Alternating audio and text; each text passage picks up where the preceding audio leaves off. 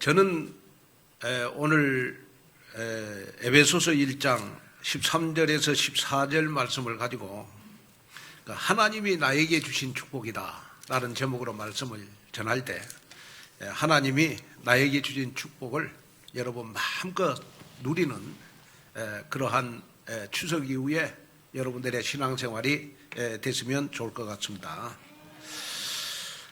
자, 우리가 신앙생활이 왜 자꾸 성장이 안 될까요? 우리가 여러분 신앙생활을 어떤 사람들은 보면 신앙생활이 늘 성장이 되는 사람이 있고 또 어떤 사람들은 보면 5년, 10년, 20년을 신앙생활에서 성장이 안 되는 사람들이 있어요. 왜 신앙생활이 성장이 안 될까요? 딱 이유는 하나입니다. 이유는 바로 신앙생활의 가장 기본적인 것이 안 돼서 그래요. 그러면 신앙생활의 가장 기본적인 것이 뭐냐? 그러면 하나님이 우리에게 주신 첫 번째 메시지입니다. 그 메시지가 바로 주는 그리스도시요 살아계신 하나님의 아들이십니다. 여러분 이 사실을 믿으셔야 여러분 성령이 내주 인도 역사를 해요. 그래서 신앙생활이 여러분 성장이 되는데 여러분 우리가 신앙생활의 가장 중요한 것이 바로 하나님이 나에게 주신 복음이잖아요. 복음. 그렇죠? 그래서 우리가 항상 복음을 깔고 우리가 신앙생활을 해야 되잖아요. 자, 그러면 여러분 복음의 핵심이 뭘까요? 복음의 핵심은 바로 창세기 3장 15절에 여자의 후손이 바로 주는 그리스도시요 살아계신 하나님의 아들이십니다. 다시 말하면 창세기 3장 15절에 여자의 후손이 바로 여러분 그리스도가 되는 겁니다. 또 우리 출애굽기 3장 18절에 여러분 6월절에 양의 피를 바르는 가정은 여러분 전날까지 못된 지대도 다 구원함을 받았어요. 자, 그러면 우리가 구원함을 받은 기준이 뭐예요? 바로 주는 그리스도시요 살아계신 하나님의 아들이십니다. 다시 말하면 예수는 그리스도다.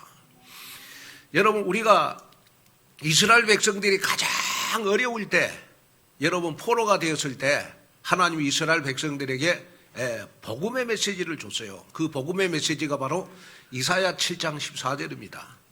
보라 처녀가 잉태한 아들을 낳을 것이니 그 이름을 임마누엘이라 하리라. 임마누엘이라는 말은 하나님이 나와 함께 하신다는 말 아니겠습니까? 하나님이 언제 나와 함께 하세요? 하나님은 언제 나와 함께 하시느냐? 그러면 여러분 예수가 그리스도 되심을 믿을 때 하나님이 나와 함께 해요. 하나님이 나와 함께 하는 기준은 여러분 주는 그리스도시요 살아계시는 하나님의 아들이십니다. 이 사실을 믿어야 하나님이 나와 함께 하는 거예요. 자, 그 다음에 우리가 이제 복음의 핵심이 바로 우리 마태복음 1장 18절입니다. 18절이 뭐냐? 그러면 예수님은 반드시 성령으로 잉태하신다는 거예요. 성령으로 잉태했는데 그 성령으로 잉태하신 그분이 바로 여러분 예수다. 그러면 예수님의 뜻이 뭐냐? 마태복음 1장 21절에 아들을 낳으리니 이름을 예수라 하라. 이는 그가 자기 백성을 저희 죄에서 구원할 자이심이니라 하니라. 예수라는 말은 우리를 구원할 자라는 말이에요. 어디에서 구원했다는 말이에요? 죄에서, 저주에서, 지옥에서 우리를 구원해 주셨다는 말이에요. 그런데 그 예수가 바로 그리스도로 오셨다. 그런데 그리스도로 오셨는데 그분이 바로 주는 그리스도시요 살아계신 하나님의 아들이십니다.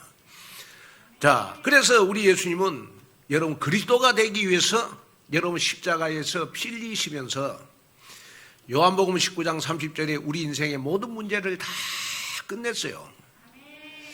자, 끝내시고 여러분 3일 만에 부활하셨습니다. 3일 만에 부활하셔서 지금도 예수님의 십자가를 믿고 예수님의 부활을 믿는 사람에게 누구든지 다 어떤 사람에게도 여러분 성령으로 내주 인도 역사하시는 겁니다. 그래서 성령으로 내주 인도 역사하는 사람은 어떤 사람이냐? 그러면 바로 주는 그리스도시요 살아계신 하나님의 아들이심을 믿는 거예요. 다시 말하면 예수를 그리스도로 믿는 사람이에요.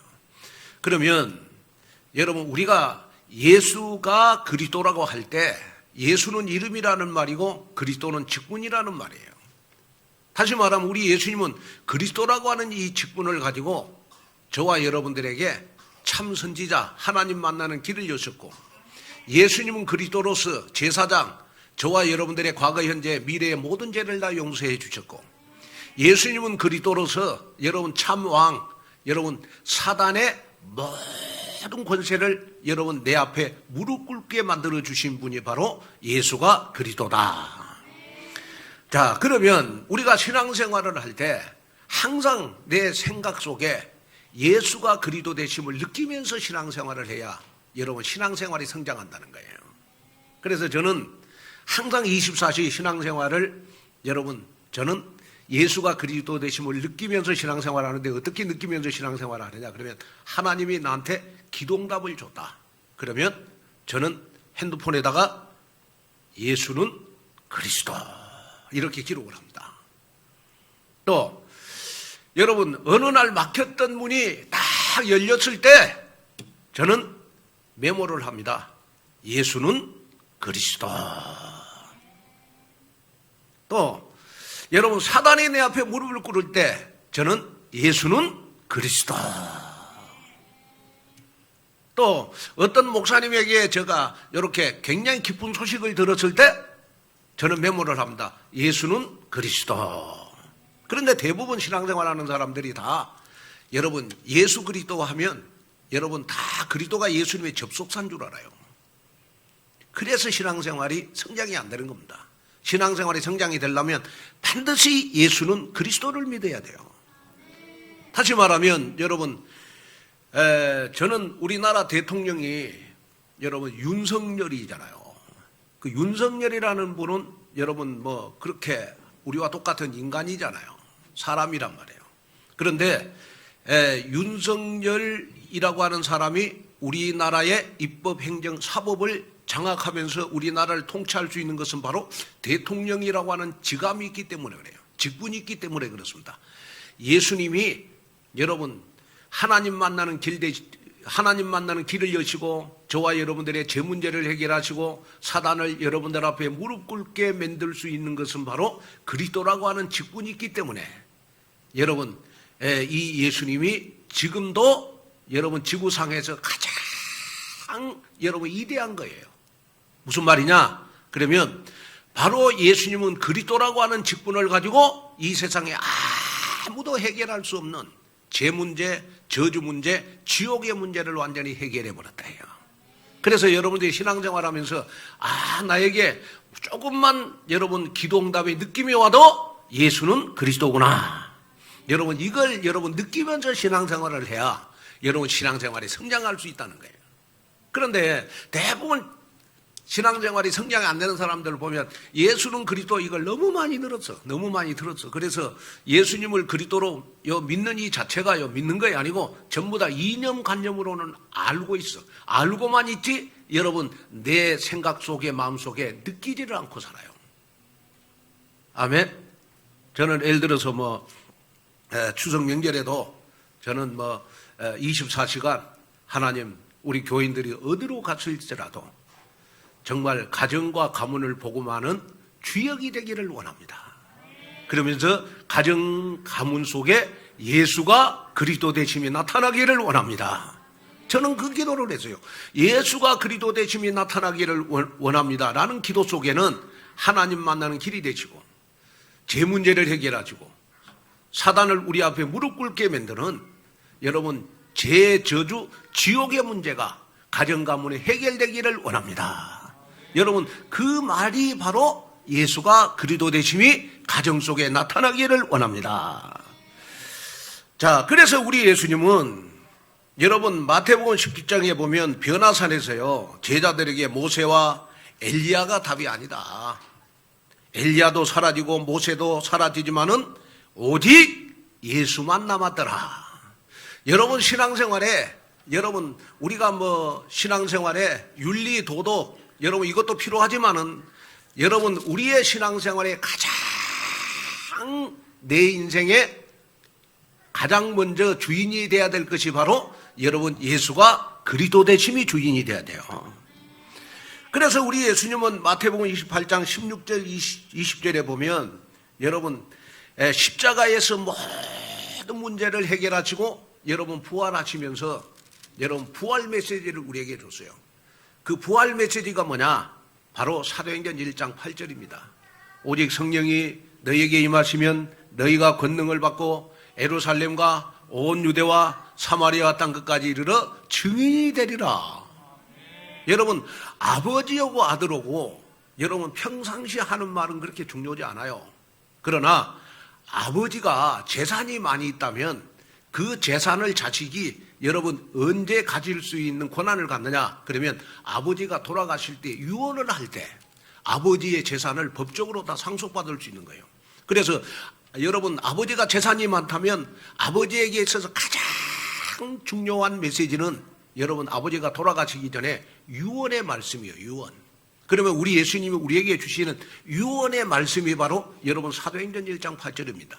그러면 사도행전 1장 8절의 중심이 뭐냐? 예수님이 우리에게 유언으로 주시는 말씀이 뭐냐? 교회여 깨어서, 성도들이여 깨어서, 하나님의 자녀들이여 깨어서 전도하고 선교하라는 거예요. 그래서 교회가 전도하지 않고 선교하지 않는 교회는 여러분 제가 봤을 때 기업이지 절대 교회가 아니다.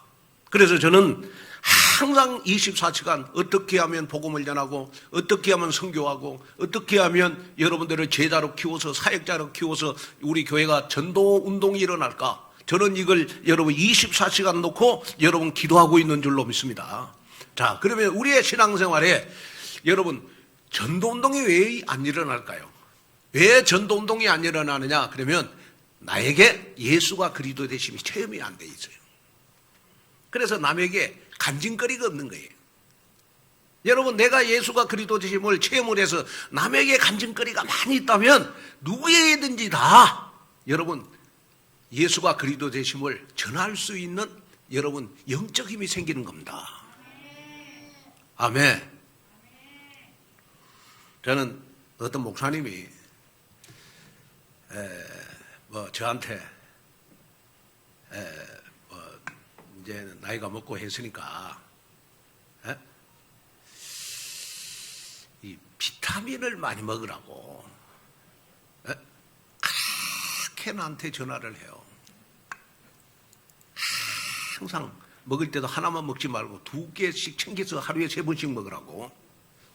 그래서 왜 그러냐 그랬더니 자기가 맨날 몸이 피곤하고 그랬대요. 몸이 피곤하고 막 보면 막 몸에 피부가 생기고 그 다음에 막 머리가 빠지고 막 이빨도 흔들리고 했는데 이 비타민을 먹고 나서 그게 다 치유가 됐다네.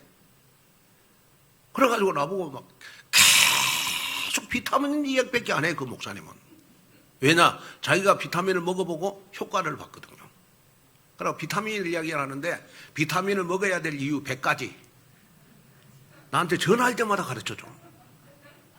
에? 저는 아직까지 비타민 안 먹거든요. 예. 왜냐 그러면 저는 아직 비타민을 먹어야 될 이유도 나는 아직 발견을 못했고 아직 내 몸이 그렇게 건강하니까 아직까지 나는 비타민을 안 먹거든요. 야, 그러고 한 번은요 전화를 해가지고 1시간 동안을 이야기하는 거예요 나한테. 비타민을 먹어야 될 이유. 그래서 제가 한 20가지 100가지가 있대. 그런데 한 20가지 듣다가 제가 전화를 끊었어요. 바쁘다고. 야, 그 목사님은 목사님인데 비타민만 알아. 비타민만.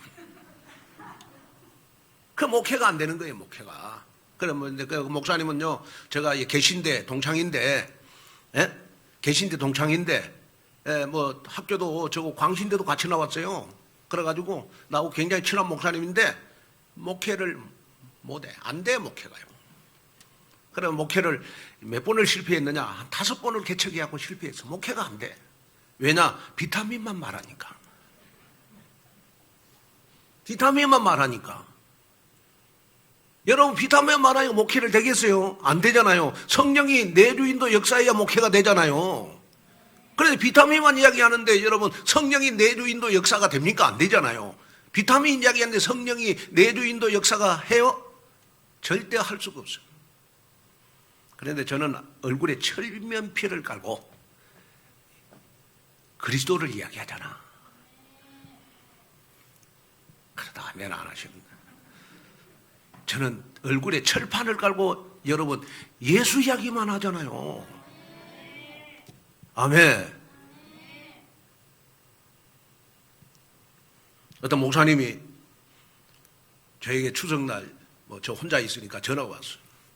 혼자 어떻게 지내냐고. 그래서 기도하고 있다고. 예? 그러면서 저보고 하는 말이 그 교인들을 좀 모아갖고 기도원에 가서 좀 기도도 하고 그러지 혼자 있다고 막 나보고 그러는 거예요. 그래서 저는 우리 교회는 하여튼 새벽 예배도 목요일부터 쉬고 그 다음에 금요 철야 예배도 가족 복음화로 쉬고 오늘도 오전 예배만 드리고 오후 예배 안 드린다고 하니까 그 목사님이 그래가지고 교인들을 어떻게 목회를 하냐고. 교인들 은혜 다 들어주는데. 제가 그랬습니다. 우리 교인들은 어디 가도 복음 전하는 교인들로 제자들로 만들어져 있다. 그리고 가정에 가면 가정에 가서 복음 전하는 제자들로, 또 시댁에 가면 시댁, 친정에 가면 친정에 복음 전하는 제자들로 다 만들어져 있다. 그렇게 목회 자신이 없어가지고 어떻게 목회하냐 불안해가지고. 저는 오늘 또 요렇게 강단에 딱 서면서 저는 오늘 최고 많이 모였다 그렇게 생각하고 내가 설교하고 있습니다. 지금. 그러니까 다른 때보다 내 얼굴이 좀 밝잖아요. 더 어둡나요? 더 어둡나요? 더 밝잖아요. 왜냐? 그러면 우리 교인들은 어디에 있을지라도 성령이 내주 인도 역사하는 교인들이다. 저는 이걸 믿어요. 왜냐? 여러분 예수가 그리스도 되심을 믿는 교인들이니까. 자, 그래서 고린도전서 12장 3절에 보면 그러므로 내가 너희에게 알리노니 하나님의 영으로 말하는 자는 누구든지 예수를 저주할 자라 하지 아니하고 또 성령으로 아니하고는 누구든지 예수를 주시라 할 수 없느니라. 자, 성령으로 아니하고는 누구든지 예수를 주라고 할 수가 없다. 여러분 이미 여러분들에게는 성령이 내주하시고 여러분들에게는 성령이 인도하시고 성령이 역사해서 여러분 예수를 주라고, 예수를 그리스도라고 시인할 수 있는 여러분 특권을 여러분이 받은 줄로 믿습니다. 그렇기 때문에 성부 하나님이 우리의 구원을 계획하셨고 성자 예수님은 우리의 구원을 실행을 주셨고 성령 하나님은 우리에게 구원을 적용시켜 주신 분이다. 자, 그래서 오늘 이 말씀을 통해서 여러분 하나님의 놀라운 사역을 여러분 24시 체험하는 인생 작품의 삶으로 들어가는 여러분 되시기를 주님의 이름으로 축원을 드립니다. 그래서 하나님은 난 사람을 구원하기 위해서 창세전에 여러분 하나님의 구원의 계획이 시작이 된 거예요. 그래서 저와 여러분들은 창세전에 이미 우리 장로교회 여러분 모든 것은 애정론이잖아요. 애정론요. 창세전에 이미 여러분들을 하나님은 다 구원하시기로 계획하셨다. 그런데 에베소서 2장 8절을 보니까 하나님이 우리에게 여러분 선물을 줬는데 그 선물이 바로 구원이라고 하는 선물이다. 그래서 선물은 여러분 그냥 받기만 하면 되잖아요. 그래서 창세전에 이미 하나님은 여러분들을 구원하기로 계획하셔서 여러분들에게 선물을 줬는데 그 선물이 바로 여러분 구원의 선물이다. 그래서 우리는 구원을 하나님으로부터 선물로 받으신 것이다. 그러니까 우리가 구원은 하나님으로 선물로 받았기 때문에 우리는 매일매일 24시 여러분 하나님의 은혜로 살면 되는 것이다. 자, 저는 하나님의 은혜가 있는 사람의 특징은요, 보면 또 복음의 감격과 감사가 있는 사람의 특징은 뭐냐 그러면 얼굴을 보면요 매일매일 새로워. 오늘 봐도 새롭고 내일 봐도 새롭고. 세상에서 저는 제일 행복한 부부가요 여러분 은혜 충만한 부부라고 생각합니다. 왜? 아내가 여러분 늘 구원의 감격과 감사 속에 있고 여러분 은혜 속에 있다. 여러분 매일매일 새로워. 에? 그러나 여러분 구원의 감격과 감사가 없고 은혜가 없는 사람들은 여러분 매일매일 지루하잖아요. 예배 드리는 것도 지루하고 찬송하는 것도 지루하고 예배 속에 여러분 감격과 감사가 없어. 그래서 여러분이 정말로 신앙생활을 새롭게 하는데 가장 중요한 것이 뭐냐? 하나님으로부터 구원을 선물로 받았다면 여러분 24시간 우리는 구원의 감격과 감사 속에서 하나님의 은혜가 있는 사람이 돼야 돼요. 하나님이 우리가 여러분 교회 사역을 할 때도 여러분 교회 헌신을 할 때도 특별히 우리 렘넌트국 교사들이 렘넌트들 키우는 데 있어서 여러분 가장 중요한 것이 뭐냐? 사역을 하려고 하지 말고 하나님의 은혜를 여러분 24시 여러분 누리는 교사들이 돼야 돼요. 그리고 딱 우리 렘넌트들 할 때 우리 선생님은 매일매일 새롭다 해요. 외모가 바뀌어서 새로운 게 아니고 여러분 얼굴만 딱 봐도 우리 선생님은 매일매일 새롭다. 그렇게 돼야 여러분 교회에서 사역이 되어지는 거예요. 오늘 이 말씀을 들으시고 정말 우리가 여러분 연세가 많아질수록 여러분 우리는 늘 새롭게 사는 방법이 있어요.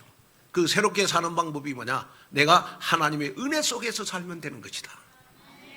여러분 그러다 보면 매일 예배가 새로워. 예배가 새벽 예배를 드려도 새롭고 수요 예배도 드려도 새롭고 주일날 예배를 드려도 날 예배가 새로운 거예요. 은혜가 있는 사람은. 그런데 은혜가 없는 사람은 어때요? 예배가 그렇게 지루할 수가 없어요. 그러니까 예배 시간에 은혜 받으려고 생각하지 않고 예배 시간에 나는 오늘 가서 뭐 할까 예배 시간에.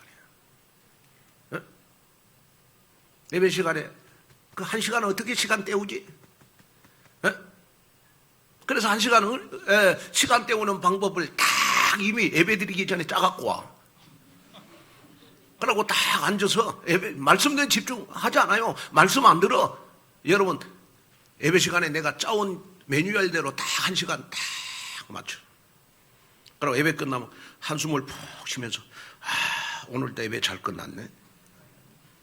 신앙생활 성장이 되겠어요? 제가 왜 이 말을 하느냐 그러면 여러분 우리는요 누가 뭐라고 해도 여러분 꼭 기억하셔야 됩니다. 추석 이후에는 여러분 우리의 신앙생활이 새롭게 시작이 돼야 되거든요. 예배가 새로워지고 여러분 기도 생활이 새롭게 시작되어지고 아멘.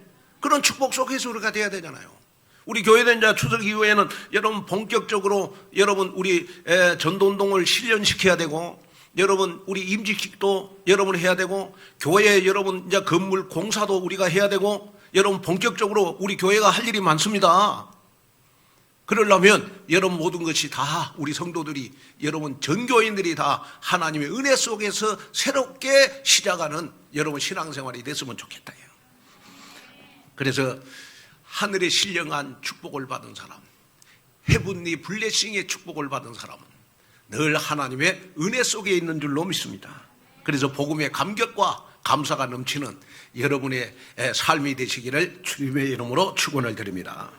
자, 그러면 첫째 하나님이 나에게 주시는 인치심의 축복입니다. 자, 우리 에베소서 1장 13절 보겠습니다. 그 안에서 너희도 진리의 말씀 곧 너희의 구원의 복음을 듣고 그 안에서 또한 믿어 약속의 성령으로 인치심을 받았으니. 자, 하나님이 우리에게 주시는 여러분 하나님이 나에게 주신 축복이 뭐냐? 나를 여러분 약속의 성령으로 인치심을 받게 했다는 거예요. 인치심을 받게 했다. 자, 여러분 여기에서 인을 친다는 말은 무슨 말이에요? 인을 쳤다는 말은 쉽게 말해서 여러분 도장을 찍는다는 말입니다. 하나님이 꽝 하고 여러분들에게 도장을 찍어 주셨다. 무슨 말이냐? 당시 로마 사회에서요 여러분 인을 친다는 것은 어떤 물품이 있을 때 그걸 짜가냐 진품이냐 분별을 어떻게 하느냐? 그러면 그 당시에는 짜가는 도장을 안 찍고 인을 안 찍고 여러분 진품은 여러분 딱 도장을 찍었어요. 인을 딱 찍었다고. 그래서 인을 딱 찍힌 것은 바로 그 당시 로마 사회에서는 이거는 짜가가 아니고 진품이구나, 명품이구나. 그래서 그 당시에 여러분 가장 여러분 비싼 물건들은 로마 사회에서 다 여러분 도장을 찍었어, 도장. 그래서 여러분 또 여기에 인을 쳤다는 말은 무슨 말이냐? 각종 문서나 계약서에 찍은 도장은요, 그 계약이 완성되었다는 것과 함께 당신하고 계약은 영원한 불변합니다. 절대로 우리 약속이 변하지 않는다라는 의미로 여러분 인을 쳤어요. 인을 쳤어요. 특별히 소유권을 표시할 때도 여러분 그 당시에는 인을 쳤어요. 또 과거에는 가축이나 불로 구운 도장을 찍어서 자신의 소유임을 다 확인을 했어. 그래서 여러분 내가 가지고 있는 그러한 뭐 소, 염소, 뭐 모든 양 전부 다 로마 사회에서는요 귀에다가 다 여러분 인을 쳤어. 도장을 다 찍었다고. 그래야 그 짐승이 내 것이 되는 거예요. 내 소유물이 되는 거예요. 또 그 당시에는 여러분 노예들까지도 여러분 다 인을 쳤어요. 인을 쳤어요. 그래서 그 당시에 여러분 노예들도 누구의 소유인지 밝히기 위해서 여러분 인을 찍는 것이 여러분 풍속이었습니다. 그래서 사도 바울은 이런 로마의 배경을 가지고 성령의 사역에 대해서 말을 하고 있어요. 성령 하나님께서 우리를 하나님의 자녀로 인을 치셔서 완전히 저와 여러분들을 누구의 소유로 삼으셨느냐? 하나님의 소유로 삼으셨다. 그러면 하나님이 성령으로 나에게 인을 쳤다는 말은 무슨 말이냐? 너는 아무도 건들지 못하는 하나님의 자녀로 저와 여러분이 인치셨다는 거예요. 여러분이 어떤 적신을 당하고 여러분 넘어지고 자빠지고 쓰러지고 여러분 어려움 당하고 실패하고 고난 가운데 있을지라도 여러분 그 고난과 모든 실패가 다 여러분 하나님의 자녀들에게는 다 기회고 축복인 줄로 믿습니다. 왜 그런 줄 아세요? 너는 아무도 건드리지 못하는 하나님의 자녀로 하나님의 나를 여러분 인치셨다는 겁니다. 또 여러분 우리를 인치셨다는 말은 무슨 말이냐? 그러면 사단이 내 앞에 무릎 꿇게 만들어 버리겠다. 그래서 내 앞에 사단이 무릎 꿇게 만드는 여러분 권세를 나에게 줌으로써 여러분 나에게 인을 치게 하셨다는 거예요. 저는 여러분 우리가 뭐 오늘이 이 추석 이제 지나고 하루 지났잖아요. 제가 24시 기도할 수 있는 것은 뭐냐? 그러면 하나님 우리 성도들이 정말 시댁 친정을 방문할 때마다 너는 아무도 건드리지 못하는 하나님의 자녀라고 하는 자존감을 갖게 해주십시오. 또 시댁 친정을 방문했을 때 사단이 내 앞에 무릎을 꿇는다는 이 권세로 인을 치는 도장을 찍는 그러한 권세를 사용하기를 원합니다. 자, 그래서 여러분 바울은 당시 로마의 배경을 가지고 성령의 사역에 대해서 여러분 말씀을 해주고 있어요. 그러면 인을 친 사람의 특징이 있어요. 자, 너는 하나님의 자녀다. 아무도 건드리지 못하는 하나님의 자녀다. 라고 했을 때 여러분 하나님의 자녀로 인치심을 받은 저와 여러분은 어떻게 살아야 될 것이냐. 자, 11절을 한번 보게요. 11절.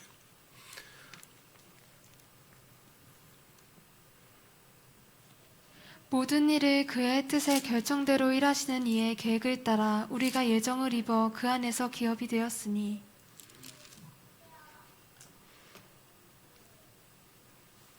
자, 저와 여러분들은 인을 침으로써 하나님의 기업이 됐죠. 또 더 중요한 것은 뭐냐? 우리 13절 한번 보겠습니다. 그 안에서 너희도 진리의 말씀 곧 너희의 구원의 복음을 듣고 자, 그 안에서 여기에 보니까 우리가 하나님의 자녀가 된 사람의 특징은 뭐예요?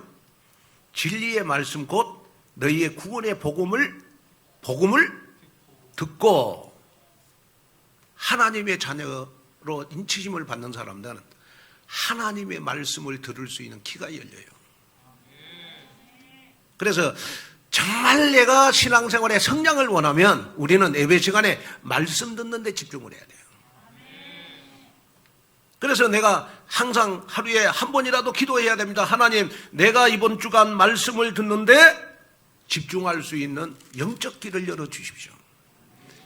말씀을 듣는데 방해되는 거 다 제거하게 해주십시오. 왜냐? 베드로전서 2장 9절에 보니까 저와 여러분들은요, 하나님이 저와 여러분들을 어떻게 인치셨느냐? 왕같은 제사장으로 인치셨어요. 또 로마서 8장 16절에 보면 여러분, 저와 여러분들을 하나님이 인치셨기 때문에 저와 여러분들의 24시간 우리는 성령과 더불어 하나님의 자녀인 것을 불신자들에게 증언할 수 있는 축복을 받았어요. 또 에베소서 4장 30절에 보면 여러분, 우리는 구원의 날까지 저와 여러분의 인치심을 받았다는 거예요. 이 말은 무슨 말이냐? 저와 여러분들은 이 세상 재림하실 때까지, 여러분이 천국 갈 때까지 여러분들의 인치심의 신분의 변화, 하나님의 자녀라고 하는 신분의 변화는 절대로 변하지 않는다는 겁니다. 그래서 여러분, 신앙생활은 이렇게 완전히 인치심의 축복을 바탕에 깔고 신앙생활을 우리 시작하는 것입니다. 이 축복을 놓치기 때문에 자꾸 문제와 사건 속에 자꾸 우리는 속고 신앙생활이 힘들어지는 거예요. 이사야 43장 1절에 보면 하나님께서 우리를 향해서 이렇게 말씀을 했어요. 야곱아, 너를 창조하신 여호와께서 지금 말씀하시느니라. 이스라엘아, 너를 지으신 이가 말씀하시느니라. 너는 두려워하지 말라. 내가 너를 구속하였고 내가 너를 지명하여 불렀나니 너는 내 것이라. 하나님이요, 나를 인쳐놓고 지금도 나를 부르고 있어요. 너는 내 것이다. 너는 내 것이다. 절대로 사건, 문제, 어려움이 와도 흔들리지 말아라. 사단한테 속지 말아라. 헤븐리 블레싱의 이 사실적인 영적인 축복을 누리라. 그러면서 요한복음 16장 13절에 보면, 자, 한번 읽겠습니다. 그러나 진리의 성령이 오시면 그가 너희를 모든 진리 가운데로 인도하시리니 그가 스스로 말하지 않고 오직 들은 것을 말하며 장래일을 너희에게 알리시리라. 자, 여기에 보니까 하나님이 나를 여러분 성령으로 인치셨기 때문에 하나님이 저와 여러분들을 어디로 인도하신다고요? 진리로 인도하는 거예요. 진리. 여기에 진리는 아무도 깨닫지 못하는 것을 깨닫는 것을 우리는 진리라 그러잖아요. 불신자들이 절대로 깨달을 수 없는 예수가 그리스도, 불신자들이 절대로 믿지 않는 하나님의 말씀을 저와 여러분들은 지금도 믿고 따라가잖아요. 그래서 저와 여러분들은 성령이 나에게 역사하면 우리는 진리를 믿고 따라가는 것이 우리의 신앙생활이 되는 겁니다. 사도행전 16장 14절 15절에 보면 두아디아 성의 자료장사 루디아가 사도 바울로부터 복음을 듣고 믿어서 유럽에서 처음으로 그리스도 되는 과정이 나와요. 여기에 보면 주께서 루디아의 마음을 열어 바울의 말을 청중하게 하신지라. 루디아의 마음이 언제 열렸느냐? 바울의 말을 집중해서 들을 때 루디아의 마음이 열리는 역사가 일어났어. 그래서 그 루디아가 유럽을 복음하는 최고의 전도자가 됐잖아요. 유럽을 복음하는 최초의 전도자 루디아. 누구의 말을 들어서? 바울의 말을 들어서. 여러분 가정을 복음화시키고 가족을 복음화시키고 우리가 가문을 복음화시키는 방법, 누구 시댁 친정 탓하지 말아라. 내가 예배 시간에 말씀에 은혜 받으면 되는 것이다. 말씀에 은혜 받으면 된다. 말씀에. 아멘. 그러면 내가 은혜 받고 정말 내가 말씀에 집중해서 내가 은혜 충만하면, 성령 충만하면 나와 관계된 곳에 반드시 흑암은 꺾어지게 되어 있다. 여기에 응답받는 여러분이 되시기를 주님의 이름으로 축원을 드립니다. 그래서 갈라디아서 4장 6절 7절에 보면 사도 바울이 이렇게 말씀을 해주고 있어요.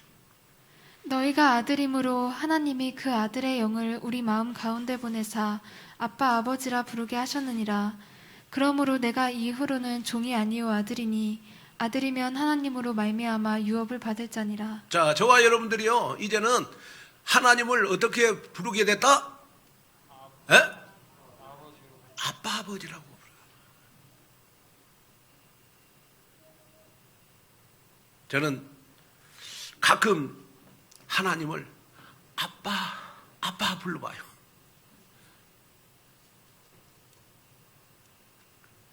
이 아빠 하나님 이렇게 부를 때 하나님하고 나하고 신뢰가 다 회복되는 것 같아요. 네? 여러분, 자식이, 아들이 아빠, 여러분 이 말을 부를 때 아무것도 아닌 것 같은데 아빠 이 말 속에 내가 마음문이 다 열려서 자식한테 모든 것 다 해주고 싶은 그런 신뢰관계가 자식하고 딱 되는 거예요. 여러분, 왠지 모르게 신앙생활에 하나님하고 거리감이 생긴다. 그러면 하루에요, 아빠 아버지 한번 불러보세요. 그러면 하나님하고 나하고 신뢰관계가 딱 생겨요. 그러면서 이제는 내가 하나님의 후사가 아니고 종이 아니고 나는 하나님의 것이구나, 하나님의 기업이구나, 이 믿음이 내 마음속에 딱 생겨요. 미국의 대표적인 복음주의 신학자 칼 헨리는요, 풍성한 삶의 비결은 하나님의 능력에 대한 우리의 반응이랍니다. 반응. 자, 이 말은 무슨 말이냐 그러면 여러분, 하나님의 능력에 대한 반응이 있어야 여러분 풍성한 신앙생활을 할 수 있다는 거예요. 여기에 하나님의 반응이 뭐냐, 풍성한 하나님의 반응이 뭐냐, 성령 내주인도 역사입니다.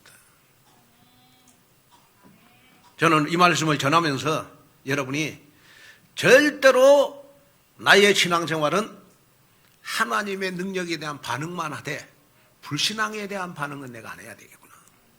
이 말은 무슨 말이냐, 내가 불신앙한 순간 내 인생 다 망친다. 그래서 모든 성도 여러분, 하나님의 능력에 대한 절대 믿음을 통해서 어떤 상황 속에서도 여러분 우리는 남은 자, 순례자, 정복자의 삶을 살기 위해서 여러분 하늘의 신령한 축복, 헤븐리 블레싱의 축복을 여러분 24시 누리면서 사는 여러분 되시기를 주님의 이름으로 축원을 드립니다. 자, 그러면 우리가 둘째로 하나님이 나에게 주신 축복이 뭐냐? 보증의 축복입니다. 보증.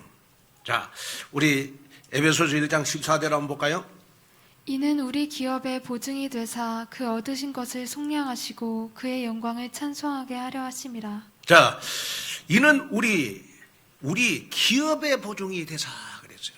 하나님이 우리를 보실 때 우리는 하나님의 여러분 보증이 됐다는 거예요.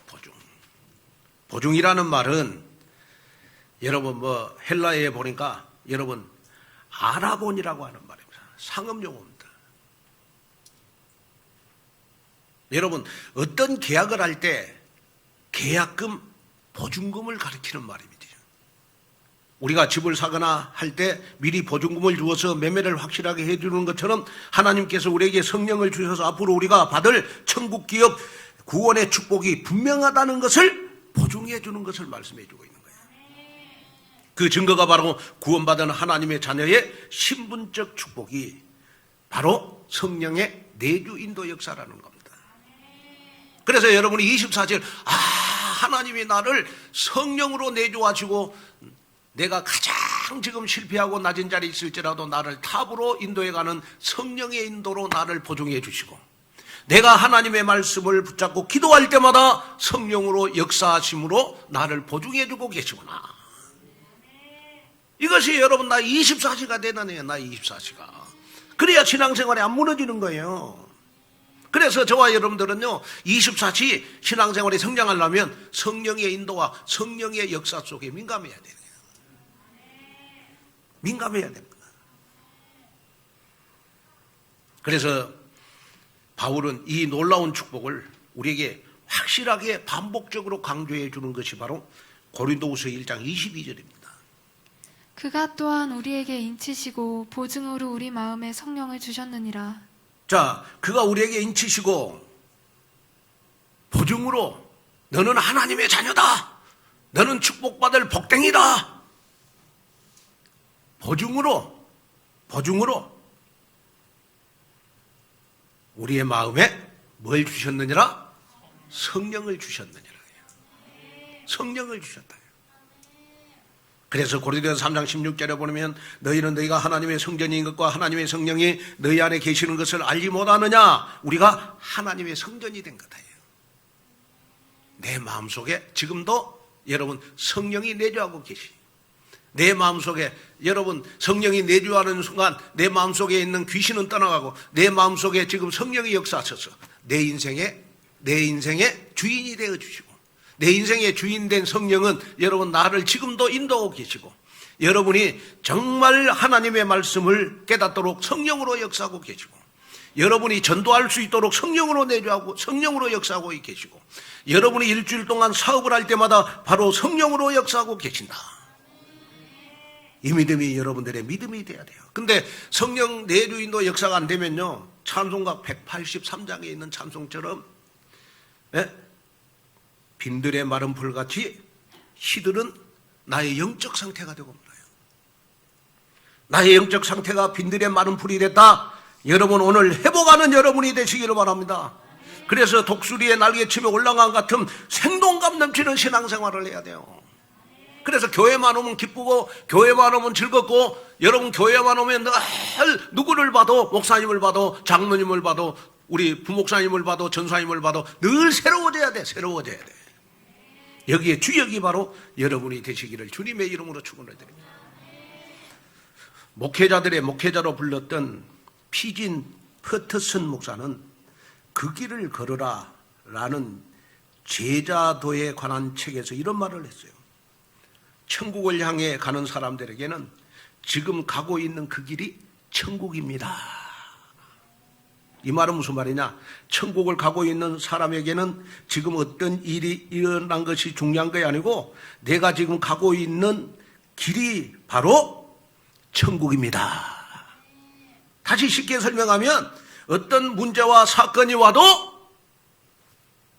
여러분 성령 내주인도 역사하는 사람은 그 사건 문제에 여러분 휘말리지 않고 사건 문제가 와도 사건 문제 속에서도 나의 삶이 천국이 될 수 있는 것이다. 왜? 하나님은 성령의 내주인도 역사를 나에게 보증해 주셨으니까. 아멘. 저는 목회를 하면 할수록 제가 깨닫는 거 있어요. 그게 뭐냐? 참 내 힘으로 안 되는 거구나. 내 능력으로 목회 사람 한 사람도 다룰 수 없구나. 왜냐하면 목회를 하다 보면요 참 이상해요. 이 사람이 좀 영적으로 조금 힘들어할 때 그 사람 좀 이렇게 또 좀 회복시켜 놓으면 다른 사람이 또 삐치고 다른 사람이 시험 들고 또 아이고 이제 교회가 좀 평탄할란갑다. 아이고 이제 교회가 아이고 교회 아무것도 할 것도 없고 이제 교회가 너무 평탄할란갑다. 그러면요 교회가 일을 안 하면 또 하나님이 교인들에게 은혜를 안 줘. 그래서 제가 항상 주장하는 거는 뭐냐? 그러면 교회는 어차피 영적 싸움이니까, 영적 싸움이니까 교인들은 다 하나님 앞에 맡기고, 김한권 목사 마음속에는 오직 전도, 제자, 선교, 렘넌트 키우는 그 일을 향해서 내가 걸어갈 30년 가야 되겠다. 이걸 생각하니까 그 다음부터는 그냥 너가 삐치고 해도 별로 마음에 안 상해요. 기도는 하겠지. 마음속에. 그전에는 내가 거기에 그냥 그냥 모든 걸 다 쏟을 때는요, 한 사람이 미치고 시험 들고 그러면 며칠 동안 잠을 못 잤어. 혈압이 올라가고 막 입술이 트고 막.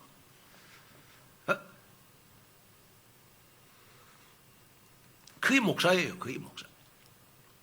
근데 교인들은 보면 다 목사가 자기한테만 잘해주기를 원해. 목사가 힘든 거는 생각 안 해. 응?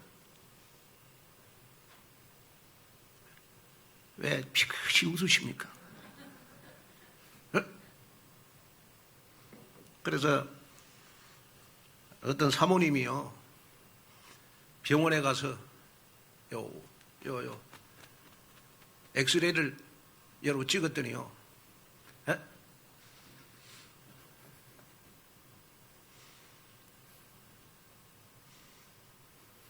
참, 아마 이 말은 안 하고 그냥 지나가겠습니다.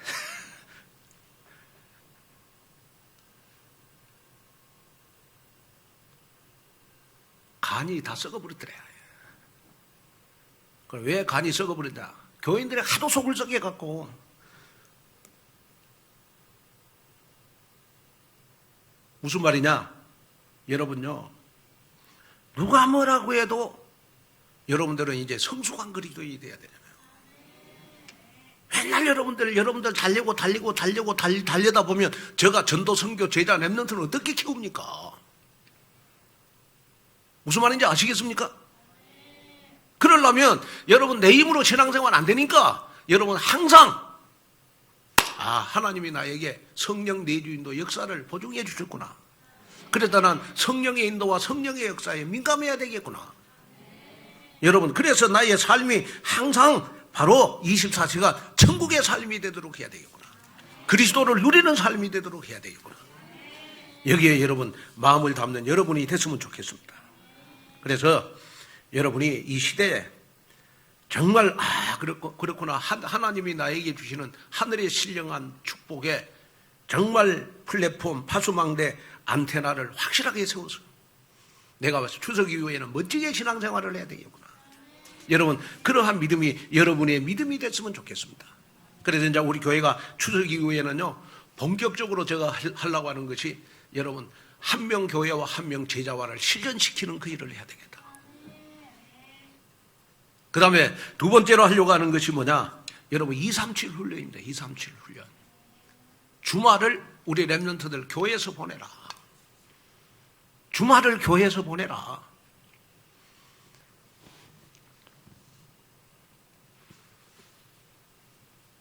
저는 그렇게 생각하거든요. 주말을 내가 교회에서 보내면서 여러분 주말에 내가 헤븐리 파워, 헤븐리 미션, 헤븐리 탤런트, 헤븐리 블레싱의 축복을 받는다? 그 인생은요, 평생 여러분 하나님 인도하시게 되어 있습니다. 그걸 여러분 마음속에 딱 담아야 돼요.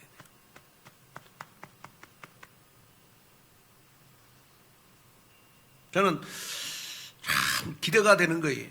추석 이후에 이제 우리 교회는 주말에 아마 이제 뭐 랩런트들이 아마 인산인해를 이룰 것 같아요. 뭐 초신도 이제 뭐 다 대면으로 우리 교회에서 하니까요. 기대가 돼요. 그래서 여러분 주말에 시간 되면요, 저쪽 사람 많은 동대문 구경하지 말고 명동 구경 가지 말고 우리 교회로 구경 와라. 랩런트들 어떻게 훈련받고 있는지. 에? 그냥 오기 어렵거든. 여러분, 그 아이스크림 있잖아요. 그거 한 개에 500원 주면 사. 그거 몇 개 사가지고 선생님들 다 하나씩 줘보세요. 또 여러분 선생님들이 쉴 때 선생님들 붙잡고 기도도 한번 해주고, 여러분 얼마나 힘이 되겠어요. 그럼 그 다음에 장로 투표할 때 딱 다 찍어줘.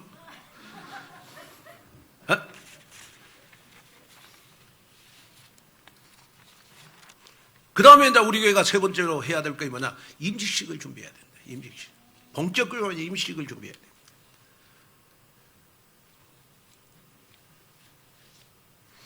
그 다음에 이제 네 번째로 우리가 해야 될 것이 뭐냐?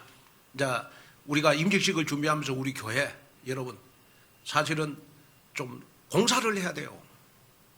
우리 그전에는 우리 교회도 이제 앞면만 이렇게 페인트 칠을 했습니다만은 문화센터 저쪽 뒤쪽으로 너무 건물 오래돼가지고 이제 좀 관리를 해야 된다. 페인트 칠을 해야 된다.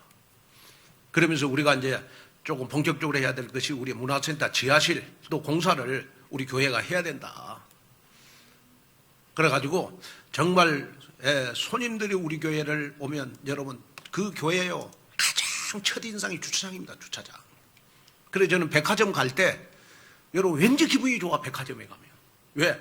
백화점 딱 들어갈 때 여러분 백화점에 그 안내하는 그 여자분들이요 딱 손을 배 위에다 갖다 올려가지고 안녕하세요 하면서 아유 백화점 가면 그냥 10,000원짜리 살 것도 20,000원짜리 사 그냥 마음이 딱 들어갈 때 딱 마음이. 그래서 어떤 교회든지요 그 교회 이미지는 여러분 교회 주차장입니다. 주차장. 이걸 여러분이 알아야 돼요.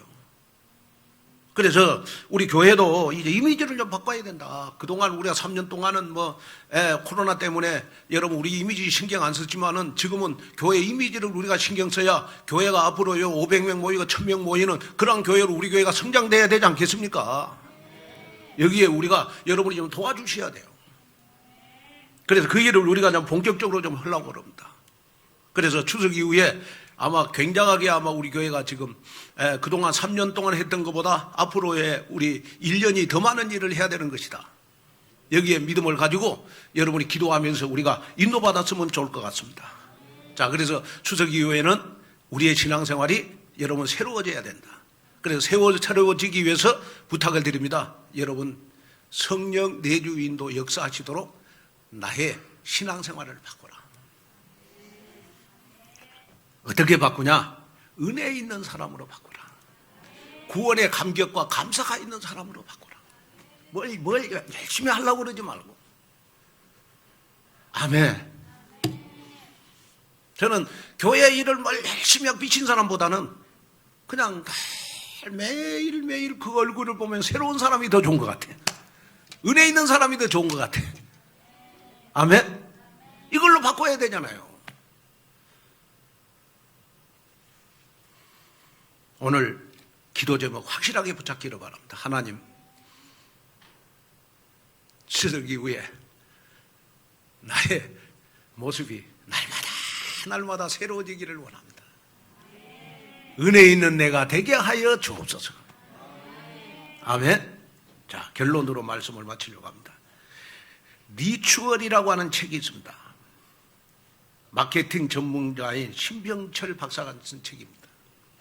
이 책의 부제를 보면요, 일단 움직여라, 마음은 따라온다 되어 있습니다. 이게 무슨 말입니까? 생각보다 중요한 것이 행동의 힘이라는 것을 강조하는 말이죠. 일단 해보면 더하고 싶어진다는 것이죠. 여러분 복음을 증가하는 것도 마찬가지라는 거죠. 머릿속에 이 생각 저 생각 하지 말고 일단 복음 전해보면 내 인생에 답이 나오는 겁니다. 여러분 내가 일단 이 생각 저 생각 하지 말고 추석 이후는 내가 기도 생활을 새롭게 시작해야 되겠구나. 내 신앙생활을 이제는 실천하는 신앙생활로, 움직이는 신앙생활로, 이제는 행동하는 신앙생활로 내가 신앙생활을 새롭게 시작해야 되겠구나. 우리가 이 복음을 증거하는 일에 있어서는요, 주저하는 여러분 햄릿형 삶을 버리셔야 됩니다. 이제는 우리의 신앙생활이 여러분 복음에 열정이 있는 신앙생활로 바꿔줘야 돼요. 그래서 추석 이후에는 한 명 교회와 한 명 제자화를 실현시키기 위해서 237 나라 5천 종족 복음화라는 여러분 마치 돈키호테처럼 무조건 직진하는 여러분들의 신앙생활이 되시기를 주님의 이름으로 축원을 드립니다. 그래서 모든 성도 여러분, 성삼위 하나님이 주시는 헤븐리 블레싱 구원의 놀라운 축복을 24시 누리며 사도 바울처럼 담대하게 거침없이 증거하는 그리스도의 절제의 제자 되시기를 주님의 이름으로 축복합니다. 기도하겠습니다. 하나님이 나에게 주신 축복 늘 24시 하나님 느끼면서 살기를 원합니다. 하나님이 나에게 주신 인치심의 축복, 너는 절대로 망하지 않는 하나님의 자녀다. 나를 인쳐주심을 감사합니다. 또한 하나님 나를 보증해 주심을 감사합니다. 너가 말씀을 받을 때마다, 너가 사업을 할 때마다, 너가 전도할 때마다, 너가 어디에 있을지라도 성령으로 내주하시고 인도하시고 역사하신다. 이 믿음 가지고 늘 하나님이 나를 기업으로 보증해 주셨사오니 이제는 루어버 경제를 회복하는 전 교인들이 되게 하여 주옵소서. 예수님의 이름으로 간절히 축복 기도하옵나이다.